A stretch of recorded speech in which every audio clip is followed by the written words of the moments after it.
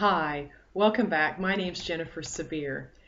Today I want to talk to you about conflict intelligence and basically how to assess your awareness level of conflict. Now, you might think that's kind of funny because everybody's encountered challenge and everyone's encountered conflict and dispute at some point in their life and in some form or another. But what about your internal radar?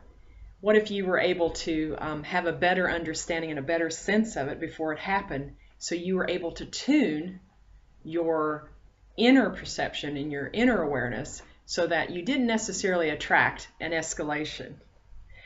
What I kind of want to talk to you about is when you have conflict awareness or inner awareness, you have the knowledge and the skills as well to attune yourself to that other person whom you're engaging in dispute with.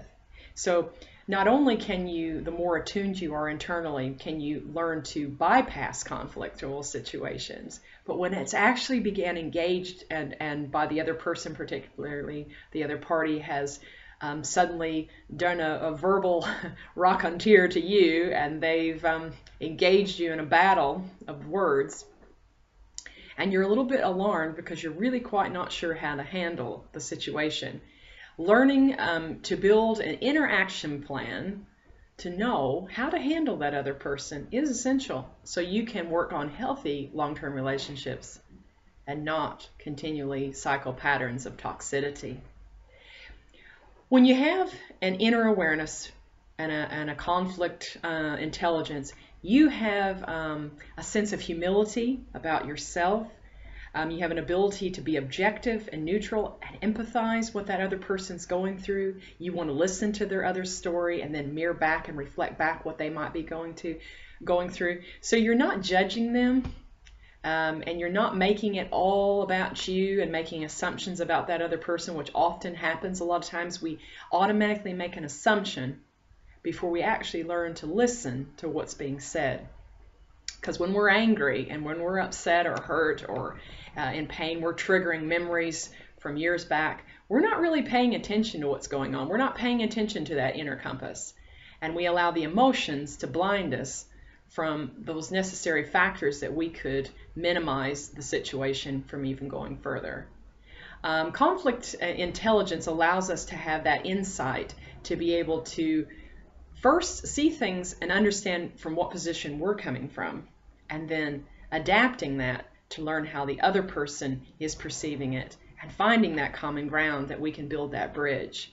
There's a lot of things that get in the way. It tends to be a lot of factors, can be emotional factors, financial, social, and relationship-wise patterns. Toxic patterns are generally a lot of the result of that.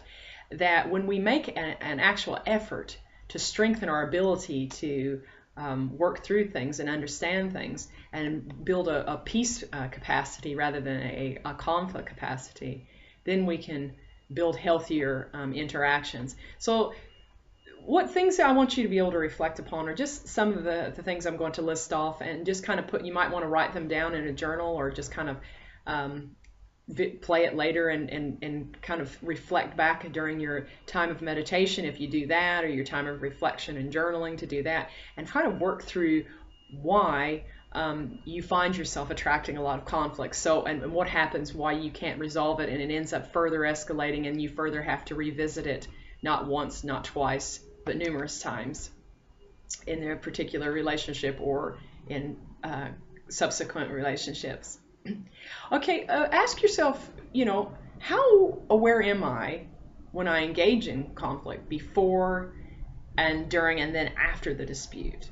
Like, is there any awareness level that's actually taking place, or am I just so caught up in the drama of it that I'm missing out on the actual parties' roles in the situation and in the resolution process?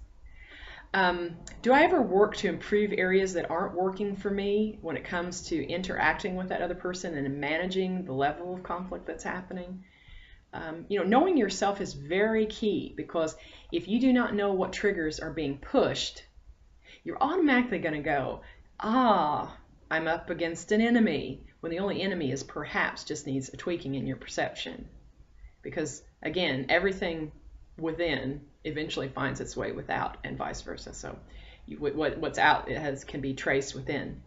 So knowing your hotkeys, or what triggers that you know that you've been that has ignited you in the past, and caused persons to try to test you, that you feel like you always just seem to attract the same bad relationships that bring up issues of distrust and fears of abandonment. Or you've always had that overbearing boss, and you end up in jobs where you're held down under thumb and treated like a servant more than an equal. These are the kinds of things that you need to learn to reflect and go, okay, this is a trigger. That's an anchor that's showing a trigger button. Now, what was I feeling during that time? What was I experiencing? What was the other person's actions doing? And what needs to happen so I don't experience it again? Do I need to change my perception? Does this other person need to understand, and I need to draw a particular personal boundary line? If I'm not respecting myself, how can I expect that other person to respect me?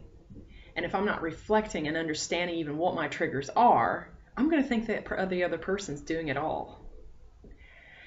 So learning to intuitively know and respect not only my triggers, but that other person's triggers.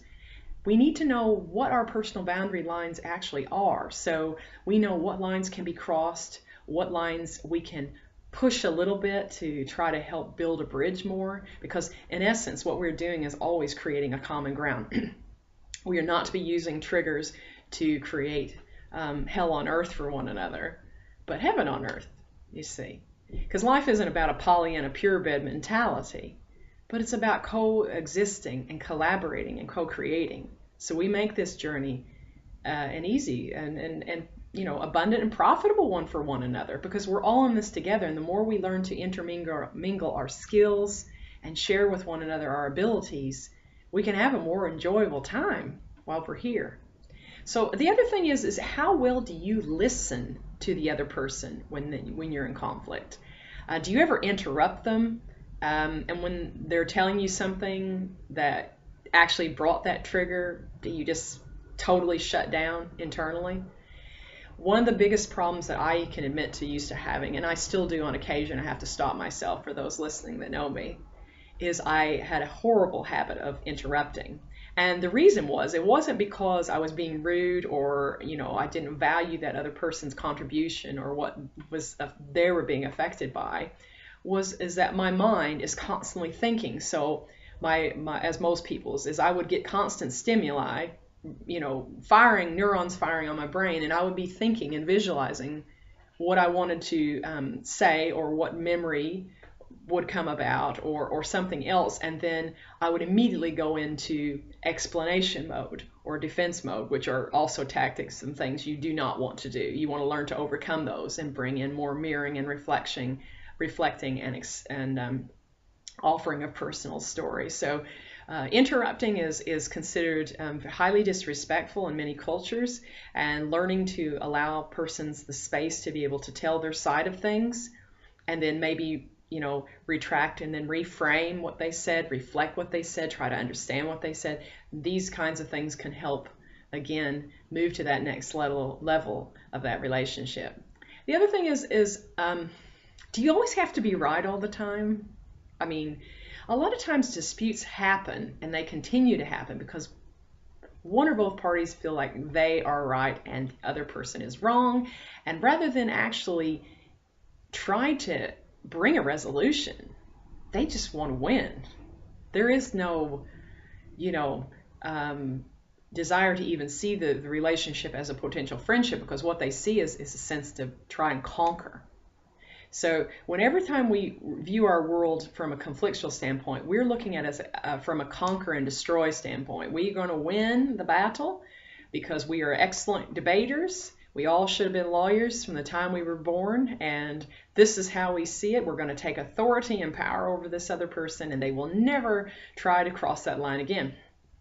These are all wrong, because wrong in the sense that it's not healthy, and it can be bordering on toxic, because in order to resolve a conflict, there needs to be a power balance. So if there's a power imbalance, it needs to be understood as to where that root is caused from. Is it because of a lack of respect, a lack of understanding that person's direction they're coming from? What's the intention underneath?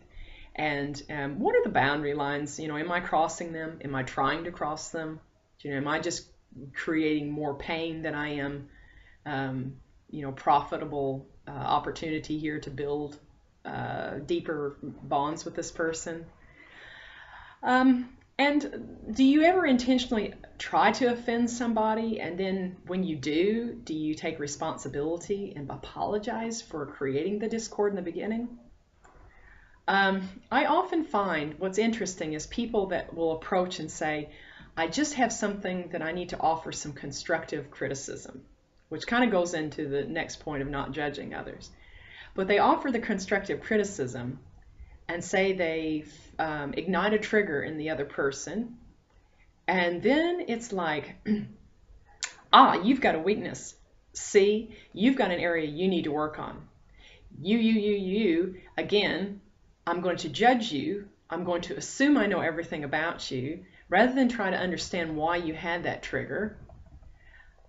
And even though I'm not going to look at it from your standpoint, I'm going to find criticism in you rather than trying to find a way that I can find the benefits and understanding what are you contributing on a positive note to this interaction. So the one person is bullied basically down into apologizing for causing the upset because the other person is saying, you reacted. Why did you react? So the person reacting actually apologizes when they wouldn't have even reacted had the other person not deliberately pushed their buttons. Now, if it's a situation where someone's triggers get pushed and the person reacts, the other person reacts. If a person is consciously aware, okay, has conflict intelligence, they will say and recognize this person has a trigger here. I'm going to back off a minute and assess where this is coming from. And then I might ask a few questions to try to understand this person better and try to work through it with them. And if it's something that I can't, then maybe we'll table it and we'll just come back at another time if that person feels comfortable to be able to discuss things further. So we're not judging that other person, nor are we engaging them in blame and then gossiping about it to other people. But we're actually trying to collaborate to try to have deeper understandings and form deeper, bonds, as I said, with that other person. So we don't want to get defensive when someone offers the criticism and says things that appear to be offensive. But we're trying to understand what is that intention underneath, and how do I need to respond here? I don't want to respond in fear, because a lot of times when there is a trigger unleashed, we tend to respond from a fear standpoint, and we're going, this person could damage me further because they've already noticed that I've reacted. So I'm not going to say any more because I'm afraid that this person is going to use this against me and go gossip to everybody that we know and tell everybody what a horrible person I am. So it boils down to both parties. If the person who triggered it had a bad intention to offend that person who retaliated, then both persons are actually in the wrong, because they need to revisit it and go, okay, what is the underlying intention? And then that person who created the trigger can say, okay, I don't want to have an intention that I'm just somebody who tries to uncover people's weaknesses and judge them when I myself am not in a state of being able to look down on another human being, because we're all equals. But what do I need to do to offer an olive branch to this person to maybe feel vulnerable enough to talk to me further about it? Because with each trigger that gets unleashed, there is the risk of distrust and that matter being further buried underneath again and again, opening up the doors to more than likely future toxic interaction. Well, I'm going to stop here because there's a lot more we can discuss in assessing your conflict intelligence. And next time, we'll go into how you can find the best effort to see how you and that other person can collaborate and cooperate in finding solutions. I thank you for your time. Make sure you stop by the website And also stay tuned on the Peace Alchemy YouTube channel for more updates on ways that you can self-empower, as well as finding solutions when faced with the problems in your circumstance. Have a good day and speak to you soon.